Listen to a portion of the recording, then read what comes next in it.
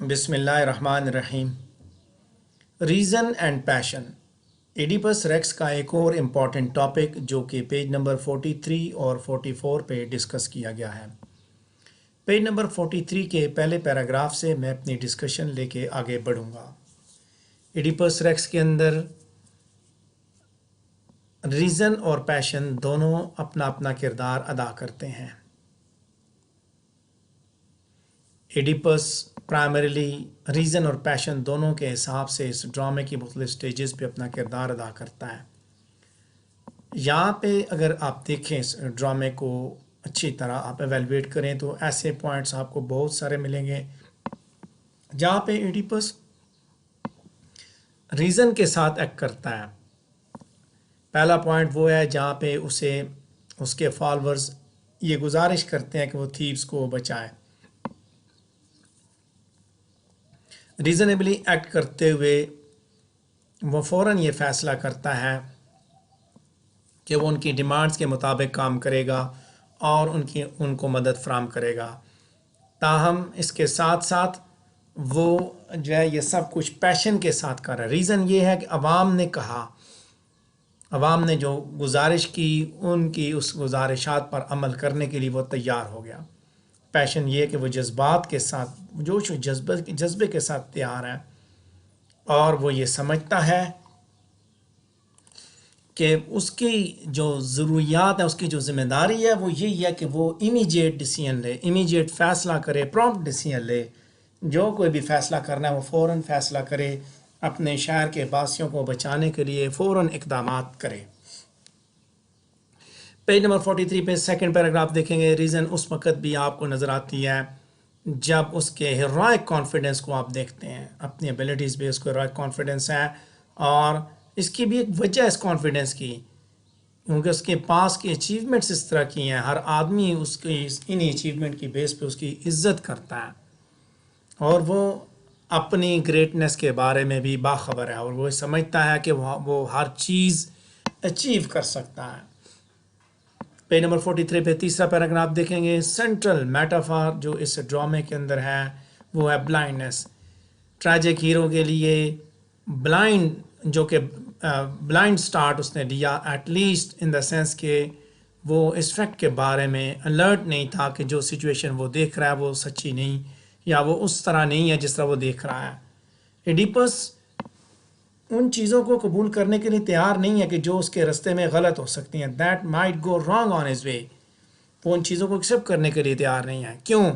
کیونکہ ہمیشہ وہ یہ سمجھتا ہے کہ وہ حق پہ تھا اور کوئی بھی آدمی جو ہے اس کے مقابلے میں کوئی آدمی ایسا نہیں ہے کہ جو بحران میں اس طرح کھڑا ہو سکے۔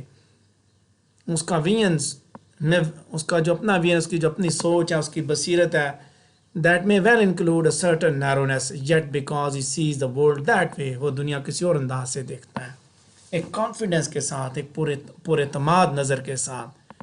جس طرح وہ دنیا کو دیکھتا ہے وہی بیسیکلی وہی دنیا کچھ لوگ دوسرے طریقے سے بھی دیکھ رہے ہوتے ہیں۔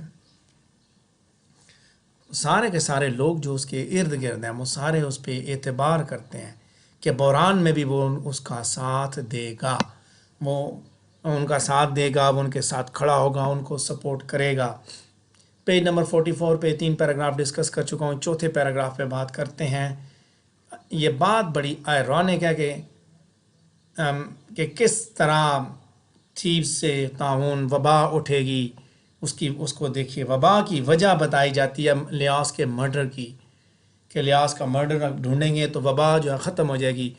ایڈیپس پھر اس قاتل کی تلاش میں نکل پڑتا ہے اور پھر پیشنیٹ سرچ کے دوران وہ اس گناونے سچ سے آگاہ ہوتا ہے جو کہ انتہائی تباہ کن ہے، انتہائی تباہ کن ہے۔ ایڈیپس کمپرومائز نہیں کرتا، سچ کو جاننے کے لیے کمپرومائز نہیں کرتا۔ ریزن اسے ایک حد تک لے کے جاتا ہے اور ریزن اسے روکتا ہے کہ وہ قاتل کی تلاش مت کرے، لیکن پیشن، جیسے اس نے ریزن کی بیس پہ تھیوز کو بچانے کی کوشش کی، تو پیشن یہ ہے کہ कातिल को ढूंढेगा तो थीव्स के लोगों की जान छूटेगी, वरना नहीं छूटेगी। तो वो जज्बात में आके, जज्बाती शख्स वो उन्हीं जज्बात में आके वो अपने काम में अपनी जुस्तजू में लगा हुआ है, अपनी जिद्दोजहद में लगा हुआ, और उसके लिए वो कॉम्प्रोमाइज़ करने के लिए तैयार नहीं। पहले 4 पैराग्राफ डिस्कस कर लिए, 5वां पैराग्राफ देखेंगे। इवन जब उसे सारे का सच पता चलता है तो फिर भी वो उसको अपने आप के ऊपर जो फेथ है वो उसको अबंडन करने के लिए तैयार नहीं है। सो ड्रामे के अख्ताम पे हम देखते हैं कि अब उसके पास इनसाइट भी आ चुकी। वो जो शख्स पहले अंधा था, अब वो उस एग्ज़ाइल को, जलावतनी को भी कबूल कर चुका है।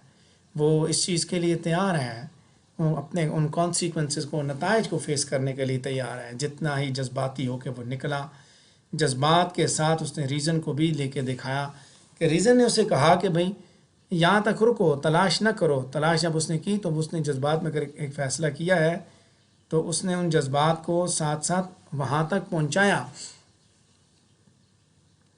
पेज नंबर 43 पे 5 पैराग्राफ डिस्कस किए। 6ठे पैराग्राफ की जाने पड़ेंगे। जुकास्टा जो है वो उसकी कोशिश होती है कि वो उसके माइंड में बताए कि वो अपने at rest about killing his father, don't believe seers etcetera. वो उसे मजबूर करती है कि तुम उनको मत, इन सीयर्स पे बिलीव मत करो, ये गलत हो सकते हैं, कि उसे उसका बाप मारेगा लियास को। हर चीज़ जो कि जिसको एडिपस स्टार्ट करता है उसी के ऊपर उसे शक भी होता है कि शायद वो खुद गिल्टी है। एडिपस ने कहाँ गलती की? 7वां पैराग्राफ देखिए पेज नंबर 43 पे। कहाँ गलती की उसने? कॉरिंथ छोड़ते हुए, लियास को मारते हुए, जुकास्टा को कत्ल करते हुए, अपनी शनाख्त की तलाश करते हुए, सर्टनली लेटर। आखिर में उसने गलती की जज्बात में, अपनी शनाख्त को ढूंढने में।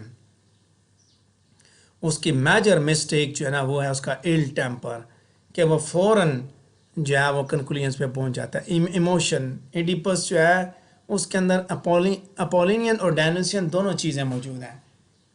डायनोसस की जो ट्रेट है वो है इमोशन, और अपोलो का जो ट्रेट है वो है रीज़न। दोनों उसके अंदर मौजूद है, पैशन एंड रीज़न दोनों मौजूद हैं। उसने इतना बड़ा स्टेप उसने उठाया, उसने इन्वेस्टिगेशन की, उसने इंक्वायरी की। 7 पैराग्राफ डिस्कस कर चुका हूँ पेज नंबर 43 पे।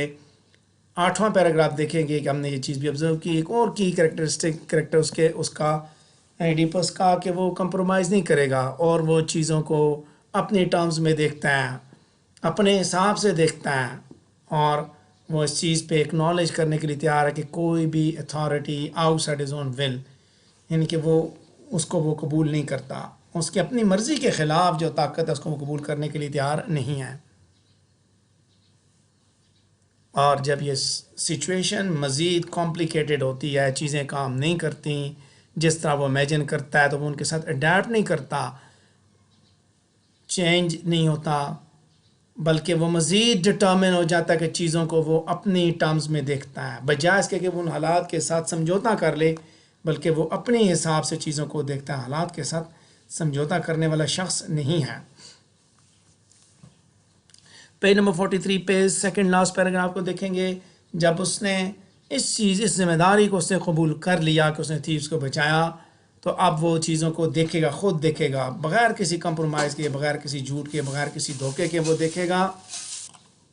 कोई भी शख्स जो ये समझता है कि वो मुख्तलिफ़ अंदाज से प्रोसीड करेगा, बेसिकली इतनी सी बात है कि वो एक ऑब्स्टिकल को ओवरकम करता है।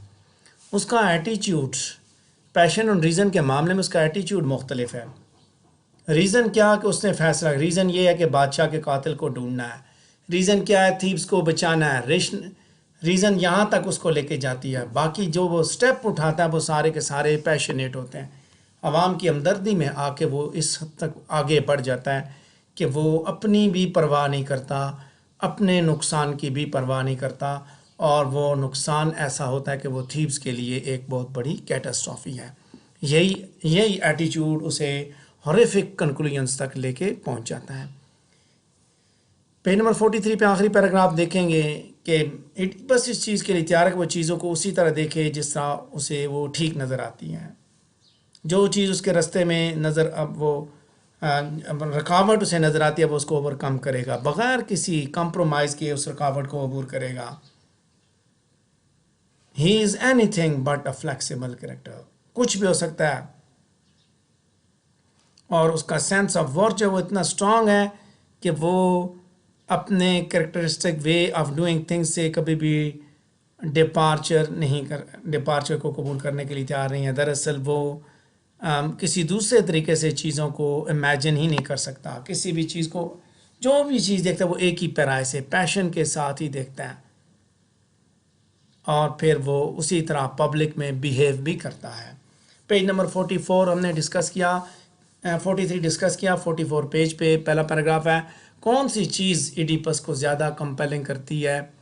وہ اس کا ہاربل اور انڈیورنگ اینڈ نہیں ہے، بلکہ لیونگ ڈیتھ ہے اس کی.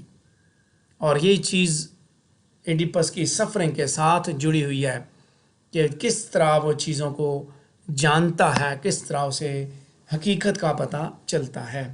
پیج نمبر 44 پہ سیکنڈ پیراگراف دیکھیں گے کہ ہم یہ کہہ سکتے ہیں کہ ایڈیپس اس قابل ہے کہ وہ چیزوں کو یونیک انداز سے، مختلف انداز سے ڈیل کر رہا ہے، بہادری کے ساتھ، ایکسیلنٹلی انٹیلیجنٹلی. لیکن ٹریجڈی ہمیں یہ یاد دلاتی ہے کہ بیسٹ اور بریویسٹ لوگ بھی جو ہے نالج نہ ہونے کی وجہ سے تباہیوں کا شکار ہوئے. اور ایڈیپس اور اس کی ریزننگ جو ہے وہ اس وقت تک تو ٹھیک تھیں جب تک وہ عوام کی خدمت کے لیے تھی، لیکن پھر وہی اسی ریزننگ کے ساتھ پیشن بھی جڑا ہوا تھا، اور وہی پیشن اس کے ہارفک ڈاؤن فال کی وجہ بھی بنا. اسی کے ساتھ ہمارا یہ ٹاپک بھی کمپلیٹ ہوا، پیشن اینڈ ریزن. اگر اس سے ریلیٹڈ آپ کے ذہن میں کوئی سوال ہے تو آپ پوچھ سکتے ہیں.